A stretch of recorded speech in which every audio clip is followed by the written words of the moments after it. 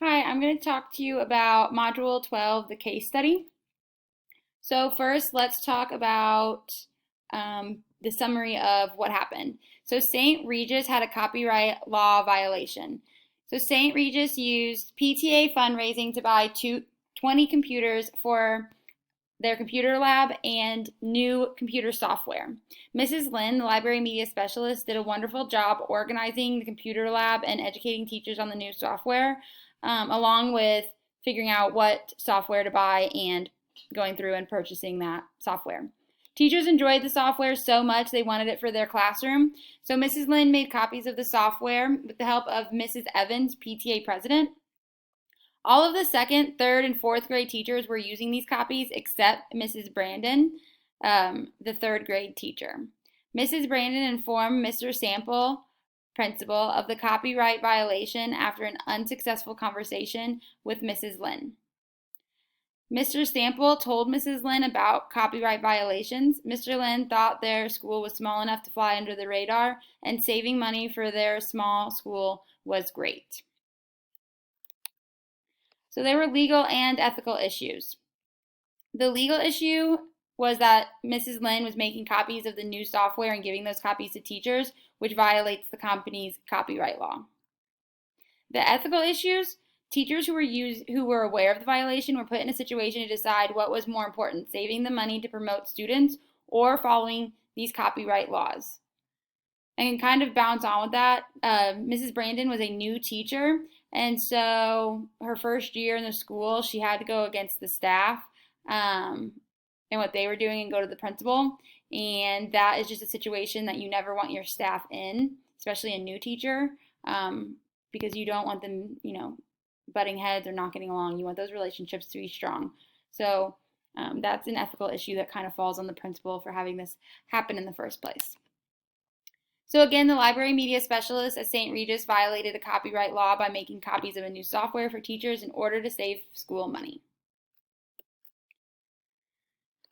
So known facts about the people, and we also have unknown facts. So our known facts are Mr. Keith Sample was principal for 3 years at St. Regis, and he was supported by community and staff. Mrs. Lynn, extremely hands-on and helpful library media specialist. She surveyed the teachers, ordered the software, and educated the teachers on the new software. She also made illegal copies of the software. Mrs. Williams, third grade, longtime St. Regis teacher who had used the copied software. Other teachers used copied software. Mrs. Brandon, new third grade teacher at St. Regis who brought up the copyright violation to Mrs. Lynn and Mr. Sample. PTA, who's a huge part of how the school receives money based on their 2 fundraisers. And Mrs. Evans, PTA president, who helped make copies of the software.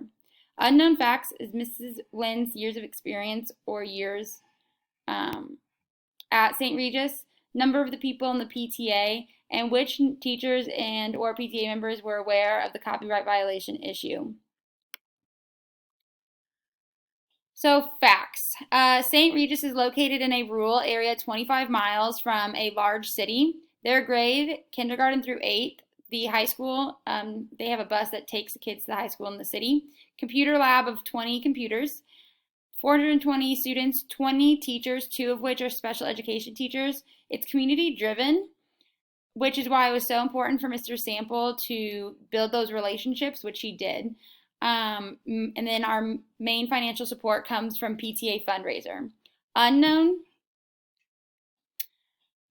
physical condition of the school, specific location, socioeconomic status, student demographic, and private or public school. Those are all unknown. Facts about our program, or this program, it aligned with each content and grade level and was purchased with PTA money, and there were 4 more softwares purchased with 3rd grade instructional allocation funds. The number of softwares purchased is unknown, and the brand of the software is also unknown. Stakeholders. So the consequence of copyright law violates could damage the stakeholders and the community. The district, so the school board, St. Regis staff, students, and members of the PTA would be the most affected because if a lawsuit took place, that financial burden would be so noticeable. Money that was normally allocated for, the staff, they wouldn't have that money anymore, and the students' well-being and success would definitely be affected by that. Communication is to the rest of the staff, school board, and the PTA about the evaluation needs to take place. At this point, only 3 people know that this is even a problem. There is a lot of information unknown about the situation. Did teachers get training? Did they sign an AUP? A bunch of just unknown variables about the situation. However, I know that there was a violation and that some type of action needs to take place. So we're going to look at some of the options that Mr. Sample has when facing this scenario. First one is no action. The consequence, so that would be just, listening to Mrs. Lynn and saying, you know what, we are a small school. We probably won't get caught. And we are saving a ton of money, so let's not do anything with that. The consequences of this is ethical consequences that are going to arise, and you could get caught and be in a legal lawsuit. The rest of these actions are going to include the stop, collect, and destroy of the copied software.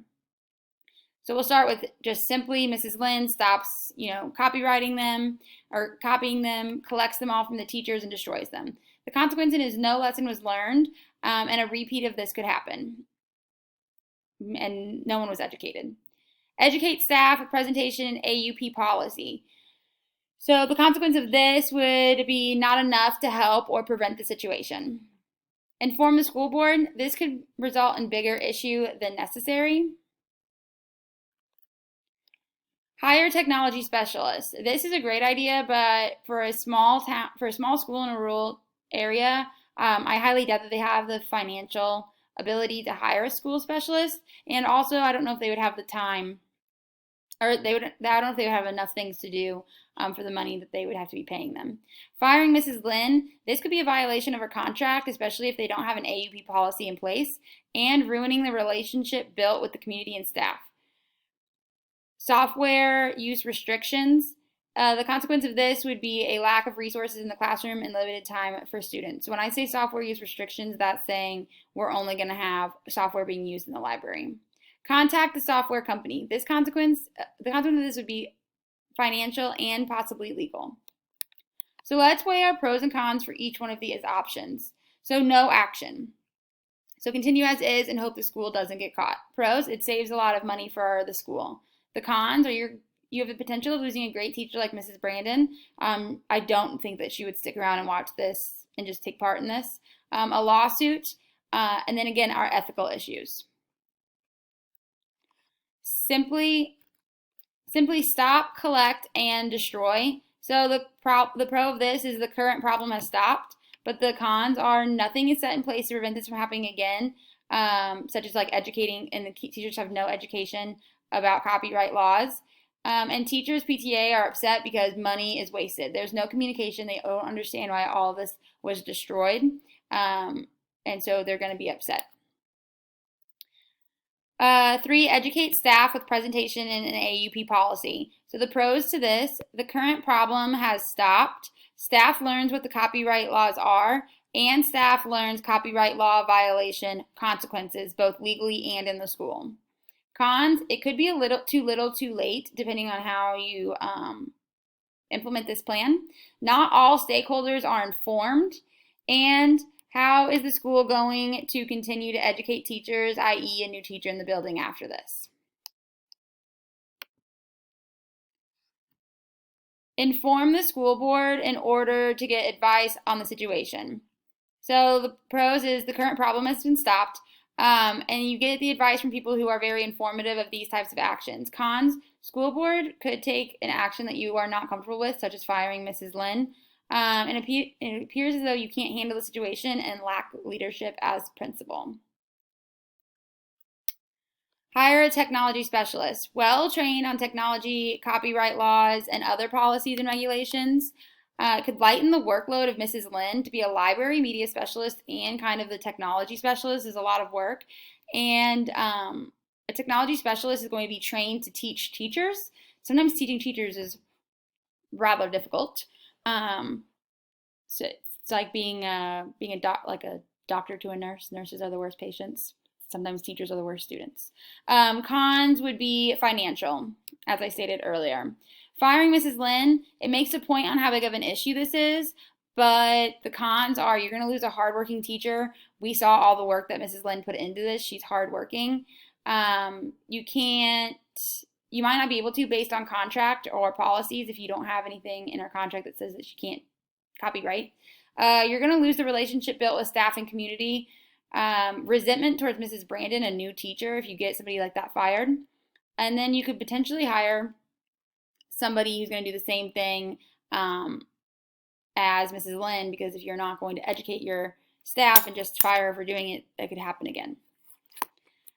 Evaluate options. Number 7. So software use restrictions. This would be when we take them out of the classroom and just use them in the library. 1, the pro is you don't have to worry about copyright laws being violated. Your cons, lacking education to teachers about copyright laws. Also micromanaging. Teachers do not enjoy being micromanaged. This is a huge con. Waste of computers in classroom, and it's not what's best for student success to just take resources away.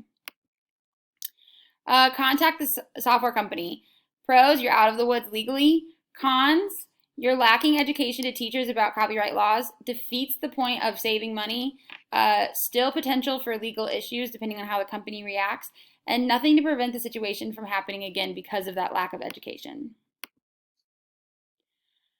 So I think the best option is option 3, stop, collect, and destroy the copied software and educate staff about copyright laws and the situation at hand. Inviting all stakeholders to presentation informs everyone and keeps the community strong. In order to implement this decision, I would talk to Mrs. Lynn, make sure she stops, collects, destroys copyrighted software. She is also informed of her and the school's consequences if she continues. If she does not, I will step in and collect and destroy the software myself. Mrs. Lynn will put on a plan of action. Schools do this a lot with teachers. Instead of firing them, put them on a plan of action. That way, if they continue to do things that are not best for the school, they can fire them then. So plan of action is a good way to start that rather than just firing. Be upfront with staff and PTA on the current situation and take responsibility for not educating staff on this sooner. That puts the blame on you and you're not blaming your staff, and I think that's really important. This is key communication to keep the support and of the staff and community. Create an AUP for staff to sign. This shows the legal and logical consequences for future violations. Have Mrs. Brandon and a member of the school board give the copyright law presentation to staff. If one can't do it, no problem. If neither want to do it, I will be more than happy to. But this is a great way to communicate to the board about the situation while also showing the solution and my leadership. So I'm saying, hey, here's the problem. I really need to inform my staff. I really need to fix this issue. This is my plan. And it just, I think, is a win-win, great way to communicate different stakeholders and all of that. Speaking of stakeholders, have the president of the PTA attend the presentation.